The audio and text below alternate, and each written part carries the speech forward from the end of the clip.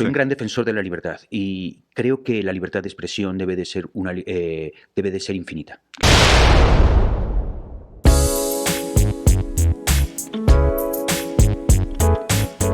Diego Rusarín le hace una entrevista a Bunbury, denominada ¿Por qué crees lo que crees? La entrevista tuvo como objetivo hacerle preguntas que normalmente la prensa no le hace a Bunbury, como por ejemplo temas con trasfondo filosófico, algo muy profundos y algo de política indirectamente. Lo curioso es que las respuestas de Bunbury me llamaron mucho la atención, puesto que se desmarcaban de los planteamientos de Rusarín, quien trataba de orillarlo a su postura filosófica, sin éxito a la vista. De las afirmaciones de Bunbury se desprenden muchos matices liberales, como el concepto de libertad negativa cuando hace referencia a la libertad de expresión infinita. También cuestiona las restricciones de esta a través de organismos supranacionales. Como este, hay muchos puntos que considero yo lo acercan al pensamiento liberal. Sin embargo, no afirmo nada, simplemente me remito a sus afirmaciones. Ustedes ya sabrán sacar sus conclusiones. ¿Qué es para ti la libertad? Es un tema muy interesante, la libertad, y es un tema que particularmente me apasiona. A ver. Porque vivimos en un mundo en el que, digamos, parecía que teníamos unas libertades más o menos estructuradas que estaban estipuladas en los derechos humanos. Claro. Los derechos humanos hablan de la libertad de expresión, hablan de la libertad de movimiento, hablan de la libertad de credo, hablan de la libertad médica, hablan de la libertad en muchos aspectos.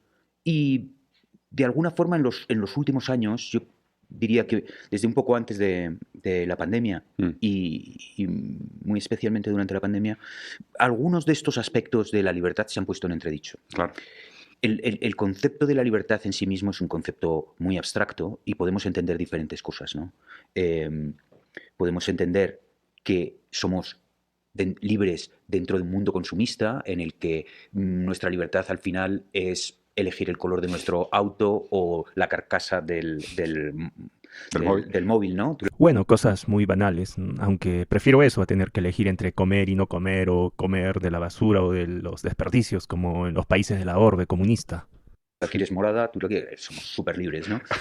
O nuestras libertades son libertades que están encerradas dentro de un código penal, ¿no? Hay unas leyes que nos permiten hacer unas cosas y nos impiden hacer otras, ¿no? A mí me impiden asesinarte porque hay unas consecuencias en la ley, ¿no? Principio básico del derecho natural. O sea, nadie puede atentar contra tu vida. No es como muchos venden, ¿no? De que en el liberalismo uno puede hacer lo que le da la gana. No, o sea, está primero el respeto a la vida. Y de aquí se desprenden muchos otros derechos, pero en función de este derecho principal. Me impiden determinadas cosas, ¿no? Y está la propiedad privada, etcétera, etcétera. El aspecto que me parece interesante que se ha puesto un poco en entredicho es el tema, por ejemplo, de la libertad de expresión, ¿no? El tema de hasta qué punto podemos decir lo que quieras, puedes decir lo que quieras, si el límite es la ofensa o el límite es la intolerancia. No, infinito, ¿no? El que yo puedo decir absolutamente lo que quiera sobre ti. Puedo decir, con respecto a un político, por ejemplo, podemos decir, este es un huevón, ¿no? Podemos insultarle porque nos parece un huevón, ¿no? Esa es la verdadera libertad de expresión, el poder expresarnos y manifestar lo que sentimos, sin ningún tipo de censura. Me gusta lo que dice Bunbury hasta el momento. Tiene muchos puntos en los cuales yo estoy muy de acuerdo con él. Y ahora hay quienes piensan que hay grupos, minorías y personas en el mundo que sienten ofensa ante ciertas palabras y que esa libertad se debe de restringir. Directo en el wokismo. Eso no debe haberle gustado para nada a Rusarín. How dare you? Soy un gran defensor de la libertad y creo que la libertad de expresión debe de ser infinita. Claro. Debes de poder decir absolutamente cualquier cosa que no incite a la violencia. Claro. Wow, chúpate esa, Rusarín. Qué gran respuesta. Diego debe estar internamente un poco descolocado y bueno, es un buen punto el de Bunbury, donde se define como un defensor de la libertad y más aún un defensor de la libertad de expresión infinita, o sea, prácticamente un liberal libertario. Y no sería raro, puesto que Bunbury tiene mucho aprecio por la figura de Antonio Escotado, como a continuación les mostraré. Mira, hace poco murió Antonio Escotado, que es un filósofo español al que yo admiraba muchísimo. Tuve la ocasión de hablar y tomar con él hace muchos años, pero llevaba mucho tiempo con, bueno, pues con la distancia que es un gran océano entre medio, ¿no? Él vivía en España. Me hubiera gustado antes de que muriera tomar algo con él y tener una larga conversación. Para los que no conozcan la figura de Antonio Escotado, contarles que fue un filósofo español. Antonio Escotado tuvo una evolución interesante en su pensamiento político. En su juventud se identificaba con el comunismo revolucionario, pero con el tiempo se convirtió en un defensor del liberalismo. Escotado valora profundamente la libertad individual y critica tanto el autoritarismo como el utopismo, enfocándose en la cuestión de la libertad frente al autoritarismo. Hay un par de cosas que me parecen muy interesantes que mencionaste. Primero, o sea, me gusta cómo estructuras el argumento de decir, hablemos sobre la libertad y el punto de partida es entender nuestra relación con los derechos humanos, ¿no? Y también históricamente, ahora que lo estabas diciendo me recordó, porque la idea del derecho humano presupone que nosotros somos humanos, ¿no? Pero el humano tiene una serie de características que tiene que cumplir para merecer esos derechos. Y históricamente también se ha usado el título de humano, se ha instrumentalizado para decir que los no humanos no tienen derechos, ¿no? Claro, ¿no? Como el nacionalsocialismo que deshumanizaba a todos aquellos que no pertenecieran a la raza aria. O como actualmente también aquellos que deshumanizan al feto, ¿no? Considerándolo no humano. Por ende, consideran de que no es sujeto de derecho. Entonces es interesante cómo el marco legal incluso ha creado esos propios estados de excepción. Entonces, y creo que hace mucho sentido con la segunda parte de la conversación donde llevaste a, oye, pues durante el periodo de pandemia usaban excusas para quitarnos nuestros derechos, ¿no? Para quitarnos derechos bastante Sí, básicos universales, casi, ¿no? del ser humano. Ujú. Yo quería llegar todavía a un punto más, A que ver. creo que es bastante interesante en cuanto a la libertad de expresión, que es hasta qué punto cuando restringimos nuestra opinión por, bueno, por no ofender a alguien, por la cancelación Claro. de la cultura, etcétera, etcétera, no empezamos a llegar a los límites de la libertad de pensamiento. Ya. El que no podamos expresar algunas cosas nos llevan a que no las podamos, no las queramos pensar. Claro. Y se empieza a crear un círculo dentro de nuestra propia cabeza en la que nos impedimos pensar en determinados aspectos, ¿no? Ya. Me parece que Bunbury hace referencia a Orwell en 1984, cuando la neolengua trata de limitar y condicionar el pensamiento de los hablantes. Al reducir las palabras que puedes utilizar bajo cualquier pretexto, por ejemplo, discurso de odio, estas censuras disminuyen asimismo los pensamientos que se pueden concebir. Las generalizaciones y palabras que matan supresiones de palabras restringen las ideas del individuo. Si la palabra libertad no existe, es imposible que sepamos que exista tal concepto, y mucho menos que podamos aspirar a disfrutarlo. Si estoy entendiendo lo que estás diciendo, hay una relación entre el acto del habla y el acto del pensamiento. O sea, de alguna manera pensamos hablando. O sea, hay una parte del pensamiento que necesita ser hablado para ser llevado a su conclusión. Como decir, podrías pensar cosas racistas, pero si no las dices, ese pensamiento no se concreta. O podrías tener pensamientos subversivos en contra del sistema, pero si no eres capaz de decirlos, no logras nada. Y viceversa, al no decirlos, dejas de pensarlos. Claro, claro. Creo que ahí hay algo que yo no tengo súper estructurado en mi cabeza, pero creo que hay algo interesante en cuanto al libre pensamiento y al pensamiento crítico, ¿no? Sí. Al poder establecer un pensamiento crítico con respecto a cualquier tema. Reflexionar sobre cualquier tema candente, importante. Total. Creo que cada vez se hacen menos debates sobre temas importantes que nos atañen a todos. Restringimos los temas importantes y dejamos que esos temas estén en manos de expertos, en manos de políticos, en manos de instituciones supranacionales. Muy importante lo que dice Bunbury, porque si hay algo de lo que padecemos en estos tiempos es una censura sistematizada de la libertad de expresión, que cada vez viene siendo más reprimida a manos de políticos que obedecen lineamientos que vienen de organismos supranacionales como la ONU. En este caso deduzco cuál podría ser la postura de Rusarín, sobre todo si tomamos en cuenta que promovía campañas para crear leyes antisectas o antigurús, que no es otra cosa que buscar la censura de estos sectores. Muy al margen de que actúen correctamente o no, eso es totalmente debatible, pero el punto aquí es que los que promovían estas leyes, entre ellos Rusarín, buscaban desde una postura de superioridad decidir quién tendría derecho y quién no a expresarse. Considero que roza un peligro importante, Sí. que es el que los seres humanos no nos podamos expresar libremente y no podamos llegar a conclusiones nuevas y satisfactorias. Hasta el momento, Bunbury defendió la libertad de expresión infinita, de lo cual desprendemos la libertad negativa, o sea, la ausencia de coacción. Este concepto de libertad es la que defienden los liberales, ya que la libertad de expresión infinita se sitúa dentro del ámbito de libertad negativa. La libertad negativa se refiere a la ausencia de restricciones o interferencias por parte de otros, lo cual permite a una persona actuar según su propia voluntad. En este contexto, la libertad de expresión sin límites implica que no existen restricciones externas que limiten lo que uno pueda decir, escribir o expresar. Esto que defiende Bunbury es contrario a lo que define Rusarín, ¿no? Por eso noto cierta incomodidad en Diego y trata de redireccionar la entrevista. Sí, creo que me parece muy bonito la manera como lo planteas y creo que amarra muy bien los puntos de cuestionarnos, ¿no? De cómo la palabra es importante para funcionar el pensamiento y para lograr esos cambios en el mundo. Lacan decía de alguna manera que el inconsciente está estructurado como lenguaje. O sea, no me parece que sea separable la relación entre el habla y el pensamiento. Entonces, como tú dices, si nos restringen de hablar, pues sin saber están restringiendo el pensamiento también. Y si las palabras funcionan como piezas de Lego con las que jugamos para armar nuestra experiencia del mundo y describir nuestra experiencia del mundo, mientras menos Legos tengamos, pues más, a lo mejor más monótona es nuestra visión del mundo, nuestra capacidad de expresarlo. Bajo esa misma lógica, me pregunto, ¿de qué lado estás, Diego? ¿Crees que la libertad de expresión deba parametrarse en desmedro de desarrollar ideas que nos permitan ir construyendo y enlazando el lenguaje con el pensamiento? ¿O estás a favor de la censura sistematizada, como en la URSS, como en la China comunista, o todos los regímenes que ya todos conocemos? Totalmente. Y más restringida y, mm, sobre todo, creo que se llega a menos conclusiones y pienso que de ahí la importancia de los debates abiertos Sí. en torno a cualquier tema en que escuchemos la argumentación de otras personas que no Claro. piensan como nosotros. Claro, aunque sea antagónica.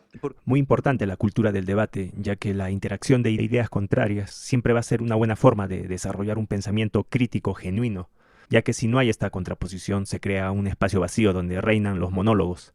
Yo no veo a Diego muy comprometido con la cultura del debate, lo veo más bien desligarse de esta práctica tan importante y necesaria. Ustedes saquen sus propias conclusiones y comenten por qué esa actitud. Que la libertad de expresión no es defender lo que todos sois libres de pensar como yo, sino que todos sois libres de pensar incluso cosas que a mí me parecen completamente estúpidas o aberrantes. Sí. Bunbury está haciendo referencia a una frase que se le atribuye a Voltaire, ¿no? Pero creo que es una interpretación que hizo la escritora Evelyn Beatrice Hall sobre las lecturas que ella hizo de Voltaire. La frase que se conoce dice, podré no estar de acuerdo con lo que dices, pero defenderé hasta la muerte tu derecho a expresarlo. Si quieres, pasamos entonces a la siguiente pregunta. Sabes que empecé con este tema de libertad y ahora lo voy a llevar a un nivel más de libertad. ¿Y te parece que somos libres? En un sentido de determinismo contra determinismo. ¿El pasado nos afecta? ¿El pasado nos da opciones, pero nosotros somos libres de decidir hacia el futuro? ¿O está todo escrito? No, yo no soy determinista para nada. Considero que sí que hay en nuestro organismo, en nuestro ADN, en nuestras circunstancias por nacimiento, familia, circunstancias sociales en las que hemos vivido, una serie de códigos con los que tenemos herramientas con las que más o menos circulamos por la vida, pero somos capaces de cambiar nuestro futuro. Yeah. A cada instante, con nuestras pequeñas decisiones, podemos desviar el sentido de las líneas de nuestra mano, lo que nos indican que va a durar nuestra vida, lo que nos indica que a lo que estamos más o menos destinado por de dónde venimos, nuestra familia. Total. Por supuesto que creo que hay ciertos códigos genéticos que te pueden hacer propenso a que tú contraigas una enfermedad o que tu padre ha sido carpintero, que tú puedas ser carpintero, pero podemos torcer el destino. Ya. Me encanta esta respuesta de Bunbury. Rusarín debe estar doblemente desencajado porque él siempre se muestra contrario a lo que está afirmando Bunbury. Rusarín es un defensor del determinismo marxista. Según la teoría marxista, el desarrollo de las sociedades humanas está determinado por las condiciones materiales y las relaciones de producción. Esta idea se basa en el concepto de materialismo histórico. que postula que las fuerzas económicas son las que impulsan los cambios sociales y políticos. Que de hecho justo va mi siguiente pregunta. ¿Qué opinas sobre el destino? ¿Crees en el destino o ya con eso me estás diciendo que realmente hay líneas, pero nosotros podemos desviar esas líneas? Sí que creo que las podemos desviar, pero también creo que venimos con una marca de agua, ¿no? Ya. Que de alguna forma, si piensas en los grandes artistas, yo creo que sí que se les otorgó un don, Sí. ¿no? Pero por supuesto, todo don que tú tengas, seas un gran artista o tengas una capacidad para realizar un trabajo en carpintería o en lo que sea, lo tienes que desarrollar. Tienes que hacer un esfuerzo porque ese destino se cumpla. Se manifieste casi, ¿no? Sí. Esta pregunta se desprende de la anterior. Rusarín le enfoca desde el punto de vista de que ya estamos destinados a algo en función a nuestras condiciones materiales. O sea, seguimos en el determinismo. Bunbury da una respuesta interesante. No cree ciegamente en el destino, pero hace una desmarcación donde tenemos una especie de marca de agua. Esto podría tomarse de dos formas. Una como una condición material, genética tal vez, que nos condiciona a determinadas circunstancias, pero también podría ser tomado como un esencialismo, puesto que en un principio Bunbury es una persona espiritual. Ahora, pasemos al siguiente. ¿Tienes alguna noción sobre el bien y el mal? ¿Cómo describirías el bien y el mal? ¿El bien y el mal te parece una definición trascendental, o sea, eterna, o el bien y el mal es contingente, cambia con el tiempo? Menuda pregunta la que lanzó Rusarín, pero es un tema muy abordado desde tiempos inmemorables.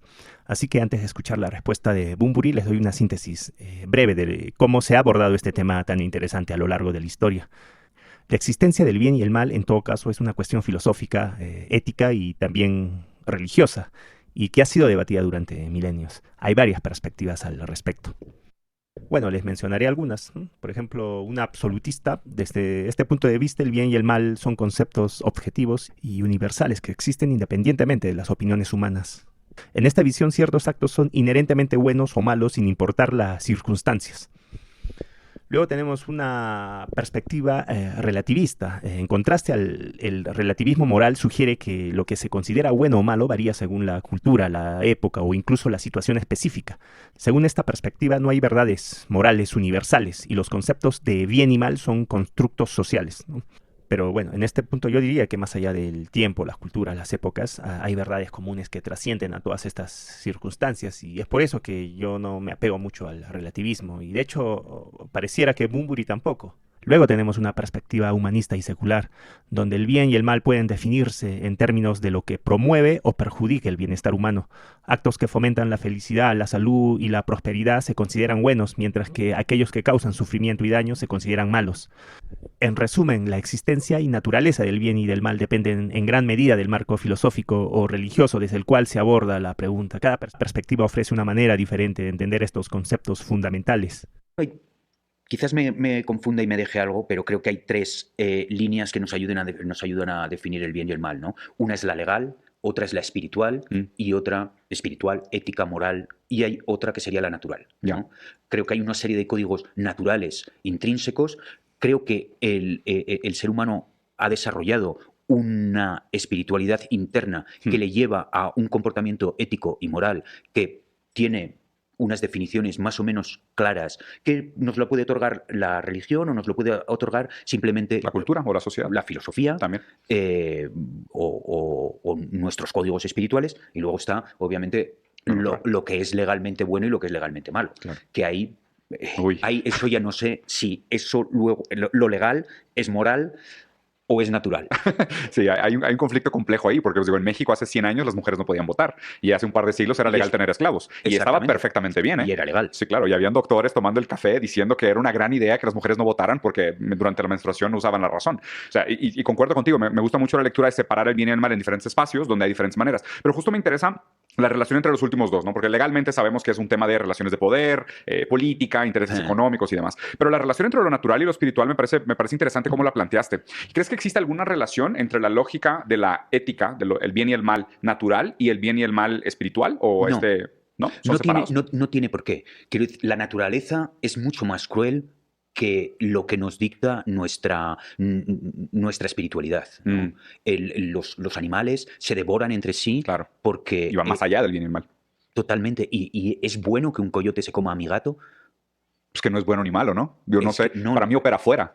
Totalmente. Sí. Opera dentro de las leyes naturales Sí. y dentro de un círculo de la vida Sí. dentro de la naturaleza, ¿no? Sí. La propia vegetación muchas veces acaba con... Claro, contaminan con hongos a través de las raíces y roban Sí. nutrientes de sus vecinos. Pero eso es la naturaleza, Sí, y eso está por encima de Biden y de AMLO Sí. y de todos. Sí, claro. Me encanta la prudencia de Bunbury para atacar estos temas. A diferencia de Rusarín, no se pone en la postura del sábelotodo, del disruptivo, del que quiere enseñar.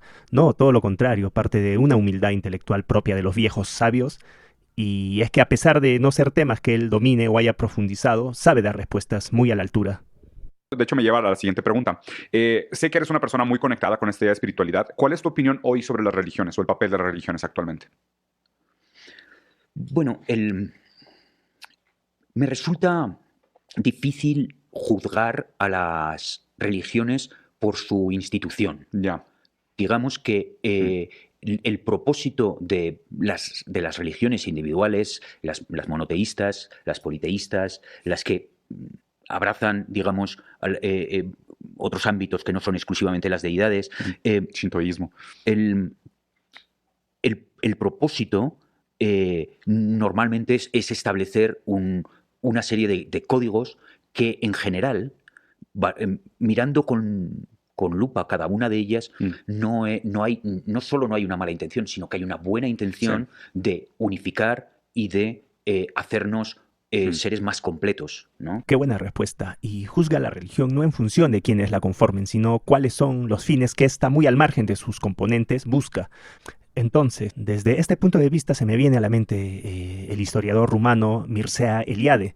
Según él, el ser humano es religioso por naturaleza. Eliade desarrolló el concepto de homo religius para describir esta característica intrínseca de la humanidad. Él argumentaba que a lo largo de la historia y en todas las culturas los seres humanos han buscado y experimentado lo sagrado. Para Eliade, la religión no es simplemente una adición a la vida humana, sino una parte fundamental de la existencia misma. En sus estudios, Eliade mostró cómo los mitos, ritos y símbolos religiosos son universales y reflejan una necesidad profunda del ser humano de conectar con lo trascendental y encontrar un sentido en el mundo. Esta conexión con lo sagrado, según él, es lo que distingue al ser humano y le da una identidad propia frente a lo profano y lo cotidiano. Eliade también argumentaba que incluso en sociedades modernizadas y aparentemente secularizadas, los vestigios de la experiencia religiosa y el deseo de lo sagrado persisten, a menudo transformándose en nuevas formas de espiritualidad o prácticas culturales. ¿No? Que la razón es en sí mismo, llega a ser en sí mismo casi una religión. Totalmente, completamente de acuerdo. Ahí concuerdo muy contigo. Y creo que es un sesgo que, a ver, hay un libro que me encanta que se llama Nunca fuimos modernos. Porque la idea de la modernidad es que llegó el hombre razonable, ¿no? El hombre que usa la razón para darle sentido al mundo. Y este libro es precioso porque es un libro que dice, no, o sea, no solo superamos la modernidad porque estamos en la posmodernidad, sino que nunca fuimos modernos realmente. Porque la razón siempre fue un gran sueño. O sea, siempre fue una manera de simplificar el comportamiento de la naturaleza y traer al mundo del lenguaje y al mundo de la capacidad racional lo irrazonable y así poner una nomenclatura y darnos por servidos como, mira qué grandes y soberbios somos que podemos explicar el cosmos y el movimiento del todo, ¿no? Sí, es un poco ponerle cerco al campo, ¿no? Es la obsesión por que todo sea de alguna forma medible y cuantificable. Sí, explicable. Explicable. Sí, el universo nos debe una explicación. Y a veces, en los términos, a veces la filosofía, la espiritualidad, la religión, habla de lo inexplicable. Claro. Y intenta dar forma a lo inexplicable. Sí. Y ahí, claro, muchas veces choca con la razón, ¿no? Sí, absolutamente. Fíjate que, bueno, ese es uno de mis campos de investigación favoritos. O sea, hay muchos autores que hablan sobre cómo nos aproximamos a esa imposibilidad. Porque me parece bonito justo como lo has planteado. No es que la intención sea ponerle una nomenclatura a todo y explicarlo todo, sino simplemente darnos el marco teórico suficiente para aproximarnos a ello. O sea, ¿cuál debería de ser incluso tu predisposición a explicarte aquellos fenómenos inexplicables? O sea, ¿cuál debería ser tu actitud, ¿no? O sea, ¿cuál es tu lugar en el mundo? Porque me parece que el sueño moderno de todo se puede explicar con la razón es una cosa que deberíamos de abandonar. Bueno, hay nuevas ramas de la ciencia, la física cuántica, que están llegando a rozar lo espiritual Lo divino. Y lo divino, ¿no? Intentando reflexionar sobre el mundo en el que vivimos, el universo, el cosmos, y de alguna forma llegan a un lugar en el que, sabiendo que son líneas paralelas que parece que nunca se juntan, dan por hecho que sí que se juntan. Sí. Para algunos estudiosos el tema, la separación entre ciencia y religión es reciente. Si lo vemos desde una perspectiva histórica, gran parte de la historia de la humanidad, estos han convivido sin ningún tipo de conflicto. En todo caso, esta relación ha sido compleja y variada a lo largo de la historia.